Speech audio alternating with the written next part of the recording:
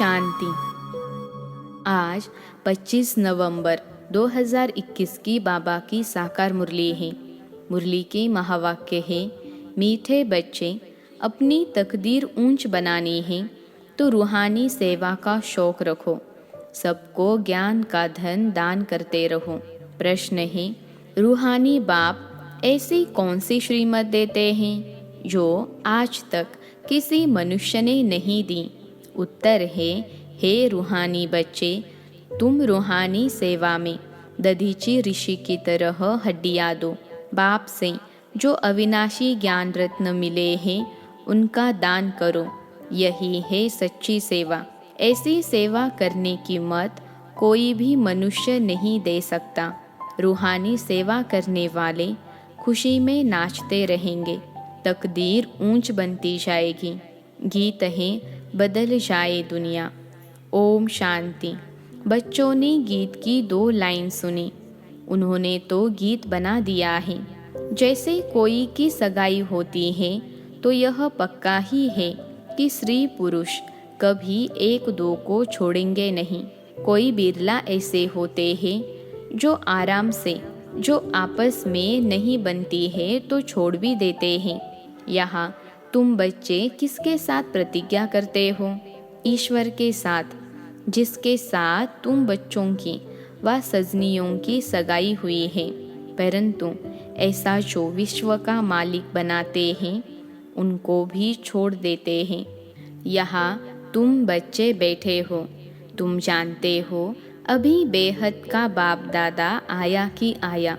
यह अवस्था जो तुम्हारी यहाँ रहती है वह बाहर सेंटर पर हो न सके। यहाँ तुम समझेंगे बाप दादा आया कि आया, बाहर सेंटर पर समझेंगे बाबा की बजाई हुई मुरली आई कि आई। यहाँ और वहाँ में बहुत फर्क रहता है, क्योंकि यहाँ बेहद के बाप दादा के सम्मुख तुम बैठे हो, वहाँ तुम सम्मुख नहीं हो। चाहते हो सम्मुख जाकर मुरली सुने। यहाँ बच्चों की बुद्धि में आया कि बाबा आया कि आया। जैसे और सत्संग होते हैं वहाँ समझेंगे फलाना स्वामी आएगा, परंतु यह ख्यालात भी सबकी एक रस नहीं रहती। कोई को संबंधी याद आएगा। बुद्धि एक गुरु के साथ भी ठहरती नहीं है। कोई बिरला ही होगा जो स्वामी की याद में बैठा होगा। यहाँ भी ऐसे हैं, ऐसे नहीं कि सब शिव बाबा की याद में रहते हैं। बुद्धि दौड़ती रहती है, मित्र संबंधी याद आएंगे। सारा समय एक ही शिव बाबा के सम्मुख रहने में तो अहो सौभाग्य।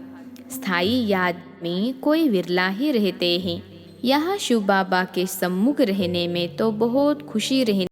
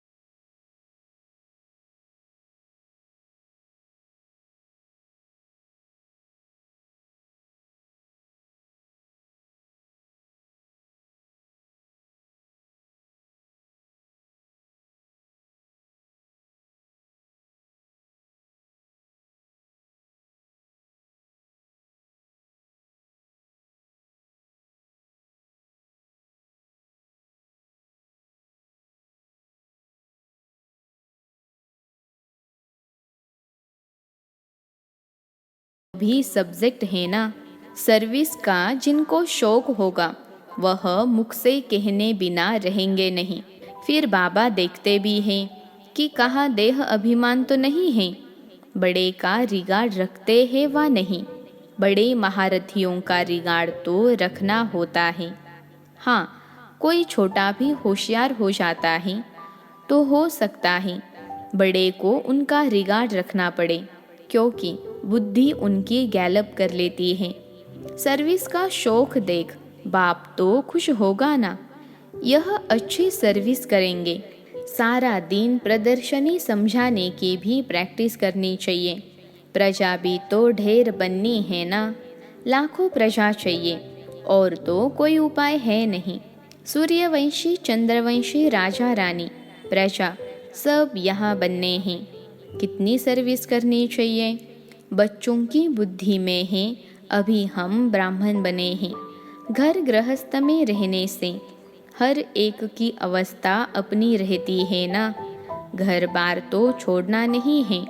बाबा कहते हैं घर में भल रहो, परंतु बुद्धि में यह निश्चय रखना है कि यह पुरानी दुनिया खत्म हुई पड़ी है। हमारा अब बाप से काम है। यह भी जानते हैं कल्प पहले जिन्होंने यह ज्ञान लिया था वही लेंगे। सेकेंड बाय सेकेंड हूबहू रिपीट हो रहा है। आत्मा में ज्ञान है ना, बाप के पास भी ज्ञान है। तुम बच्चों को भी बाप जैसा बनना है। पॉइंट्स धारण करनी है। सब पॉइंट्स एक साथ नहीं समझाई जाती हैं। लक्ष्य पक्का रखा जाता है। विनाश भी सामने खड़ा है। यह वही विनाश है।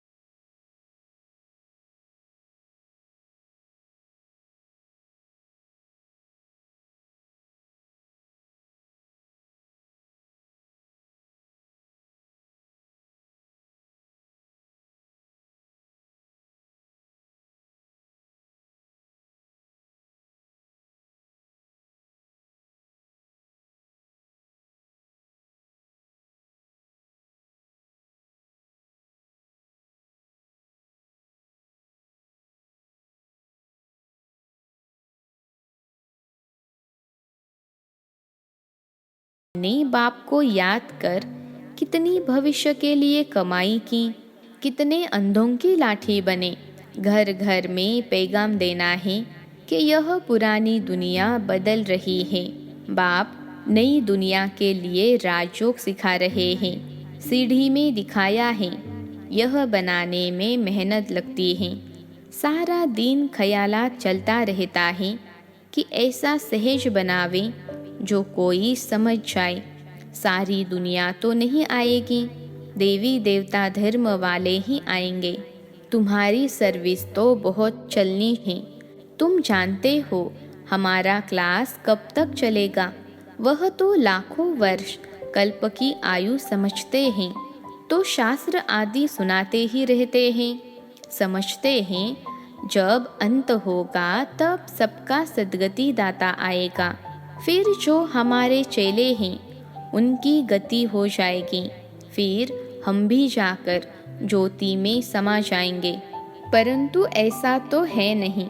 तुम जानते हो हम अमर बाप द्वारा सच्ची सच्ची अमर कथा सुन रहे हैं, तो अमर बाबा जो कहते हैं वह मानना भी चाहिए। सिर्फ कहते हैं मुझे याद करो और पवित्र बनो, नहीं तो बहुत सजाएं खानी पड़ेगी, पद भी कम मिलेगा। सर्विस में मेहनत करनी है।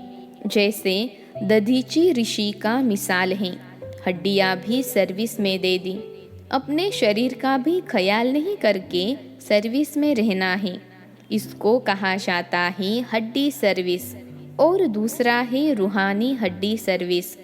रूहानी सर्विस वाले रूहानी नॉलेज ही सुनाते रहेंगे, ज्ञान धन दान करते खुशी में नाचते रहेंगे। दुनिया में जो मनुष्य सर्विस करते हैं वह है जिस्मानी। शास्त्र वेद सुनाते हैं, वह कोई रूहानी सर्विस नहीं है। रूहानी सर्विस सिर्फ बाप ही सिखलाते हैं। स्पिरिचुअल बाप ही आकर स्पिरिचुअल बच्चों यानी आत्माओं को पढ़ाते हैं। तुम अब तैयारी कर रहे हो सतयुग नई दुनिया में जाने के लिए। वहाँ तुमसे कोई विकर्म नहीं होगा, वह है राम राज्य।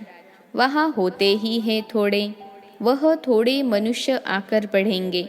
अभी तो राम राज्य में सब दुखी है ना। यह सारी नॉलेज तुम्हारी बुद्धि में है, नंबरवार पुरुषार्थ अनुसार। इस सीढ़ी के चित्र में ही सारी नॉलेज आ जाती है। यह चित्र बनाने के लिए मशीनरी चाहिए। उस गवर्नमेंट की रोज अखबारें कितनी छपती है, कितनी कारोबार चलती है। यहाँ तो सब हाथ से बनाना पड़ता है। बाप कहते हैं यह अंतिम जन्म पवित्र बनो तो पवित्र दुनिया के मालिक बनोगे। यह नॉलेज कोई के पास नहीं है। कहेंगे इस सीढ़ी में और धर्मों का समाचार कहाँ है?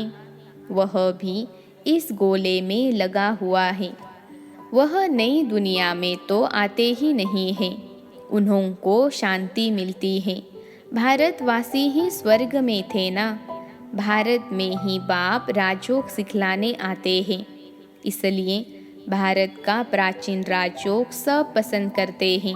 इस चित्र से वह खुद ही समझ जाएंगे बरोबर नई दुनिया में सिर्फ भारत ही था। अपने धर्म को भी समझ जाएंगे। जैसे क्राइस्ट आया धर्म स्थापन करने, इस समय वह भी बेगर रूप में है। सभी तमो प्रधान है। यह रचता और रचना की कितनी बड़ी नॉलेज है। तुम कह सकते हो कि हमको किसी के पैसे की दरकार नहीं है, पैसा हम क्या करेंगे? तुम यह सुनो और दूसरों को सुनाने के लिए यह चित्र आदि छपाओ। इन चित्रों से काम लेना है। हॉल बनाओ जहाँ यह नॉलेज सुनाई जाए। बाकी हम पैसा लेकर क्या करेंगे? तुम्हारे ही घर का कल्याण होना है। तुम सिर्फ प्रबंध करो, बहुत आकर सुनेंगे। रचना और रचता की नॉलेज तो बड़ी अच्छी है। यह तो मनुष्यों को ही समझनी है। विलायत वाले यह नॉलेज सुनकर बहुत पसंद करेंगे, बहुत खुश होंगे। समझेंगे हम भी बाप के साथ योग लगाएंगे तो विकर्म विनाश हो जाएंगे। सबको बाप का परिचय देना है।